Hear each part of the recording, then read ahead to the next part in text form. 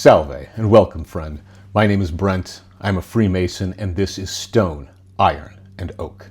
My friend, I'm glad to see that you've made it this far. You've actually made a longer journey than you realize. You are now ready to fill out your petition for your lodge. This part of the process usually takes 1 to 2 months, but could take longer. Over this time, I encourage you continuing to go to the lodge meeting dinners and staying in contact with the brothers whom you have met. Now that the process is underway, this is the first lesson Masonry has to teach you. The concept of petitioning isn't just filling out a form and writing a check. Those are the outward things that you do as a matter of procedure. However, you are now taking steps to become a Mason, and you will learn that everything has a lesson. The petition symbolizes a man's desire for growth and moral development. You know that as a man you must seek out men of realization who can assist you along the way. This petition symbolizes that you are committed to joining a complementary community dedicated to self-improvement. Your petition will need to be signed by at least 2 sponsors. These are often called your top line and second line signers. These signers should know you personally through your meetings with them over the course of going to the lodge over the last couple of months.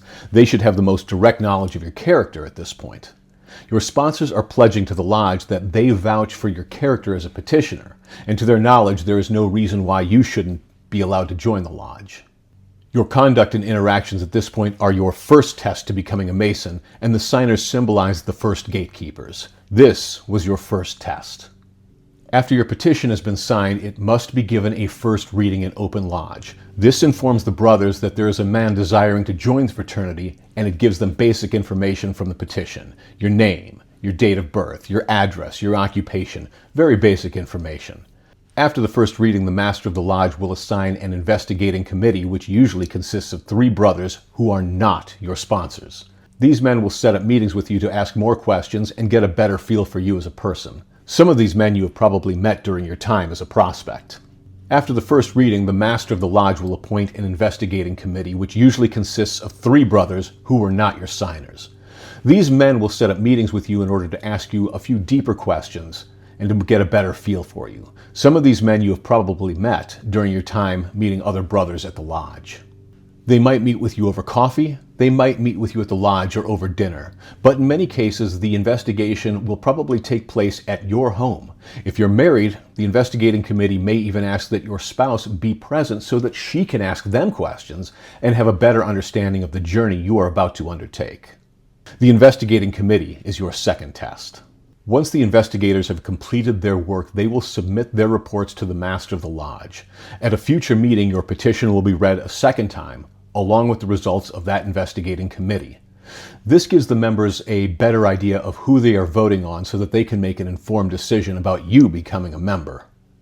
Next comes the actual vote in the lodge. A member of the lodge will take a ballot box around to every person in the room, and they will have to cast their ballot. White balls elect, black balls reject. You will need to have a 100% unanimous vote in order to be elected to the Degrees of Masonry. Generally speaking, if you've gone through the process and followed my advice, there should not be any contention and you should receive a positive vote. Once the vote has been taken, the secretary of the lodge will reach out to you to inform you of the results. Generally speaking, if you have followed my suggestions, you will have been elected. So congratulations, you are now eligible to join the Degrees of Masonry. The lodge will work to schedule your entered apprentice degree with you. To prepare for your degree, I recommend that you don't read anything online. At best, you'll spoil the mystery, and at worst, you could end up reading something that is completely untrue. Don't listen to any of these silly tales about hazing or riding goats, because this is all just nonsense, and it really doesn't happen. The ceremonies themselves are very solemn, and it's not appropriate for me to go into details here, but if your trust is in God, you will enter that room a man, and you will leave a Mason. My friend, I thank you for allowing me to walk with you on this part of the journey as you approach the doors of the lodge. This journey of 1,000 miles began with a single step because you have sought out Masonic light. It has been my honor to accompany you on this journey, and now the door is before us. But I cannot walk through the door with you, for you must walk through it yourself.